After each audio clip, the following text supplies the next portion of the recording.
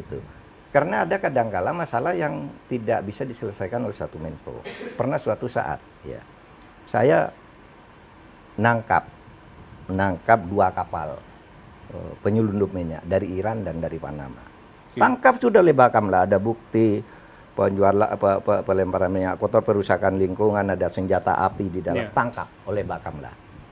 Nah tiba-tiba nih kan laut ini diurus oleh banyak institusi, ada Polairut, polisi, ada angkatan laut, ada bea cukai, ada perhubungan, ada betul. KKP, semuanya ngurus. Betul. Nah ketika ini ditangkap, gitu, ternyata tidak kompak. Ada yang bilang ini pelanggaran pidana, ada tidak. Waktunya sudah hampir habis. Ketika rapat dengan, ya Pak pelanggaran pidana, tapi tidak jalan kan. Masing-masing ketika perhubungan jalan, bea cukai tidak mau. Ketika ini jalan, ini tidak mau. Akhirnya saya rapat Pak Luhut, ini soal laut.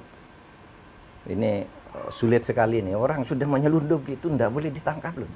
Oleh siapa katanya? Ini semuanya ini tidak ada yang lingkungan hidup bilang ini bukan pencemaran lingkungan hidup katanya. Belum diteliti di laboratorium. Polisi bilang itu bukan senjata api ilegal karena kapal memang boleh bawa senjata api. Itu bukan macam-macam lah, bukan semua gitu. Akhirnya udah rapat ke tempat saya, Pak Luhut, kumpulkan semua angkatan laut, Polri, perhubungan. Pak Luhut hadir di tempat Bapak? Hadir, saya cerita ini harus ditangkap.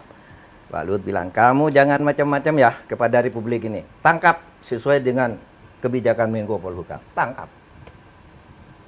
Kalau enggak, kalau bukan karena tandem pertemanan itu. Iya, akhirnya masuk dihukum penjara orangnya. Dihukum penjara, dua nakoda kapal ini dihukum. Didenda sekian miliar, tapi kemudian Menteri Luar Negeri yang datang minta maaf, sudah dipulangkan, semua denda kami bayar, penjaranya dianggap selesai pulang. Gitu. Pak Luhut ada cerita tentang itu Pak? Tentang bagaimana menjadi mitranya Pak Mahfud di pemerintahan, bagaimana saling backup, saling support? Ya, saya lihat idealisme Pak Mahfud ya memang bagus, orang yang lurus, yang ingin berbuat bagus buat Republik, ya kenapa tidak gitu. Ya, saya kan pernah Menko Polhukam juga, jadi saya rasakan gimana pekerjaan di situ. Jadi kami suka telepon-teleponan, ya menyelesaikan banyak masalah. Karena Republik ini kan banyak sekali masalahnya. Orang gampang kritik, tapi kalau dari dalam juga kadang-kadang berhenti sendiri juga. Oh kayak gini toh gitu ya. Kalau kebagian diam juga. Jadi tapi soal hukum Pak Luhut ikut saya terus. Oke. Jadi beberapa kali masalah di kantornya itu perdebatan masalah hukum. Misalnya soal sawit, soal macam-macam lah. Kan biasanya kalau sudah ketemu dipanggil KPK, Polri, Kejaksaan, Perhubungan, semua menteri dipanggil. Lalu ada konsep begini, gimana nih Pak Mahfud hukumnya? Padahal sudah ada keputusan. Pak itu salah loh.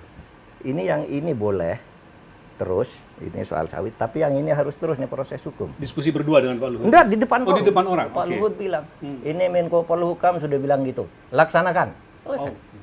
Jadi kalau hukum itu Pak Mahfud, beliau bilang di depan sidang itu.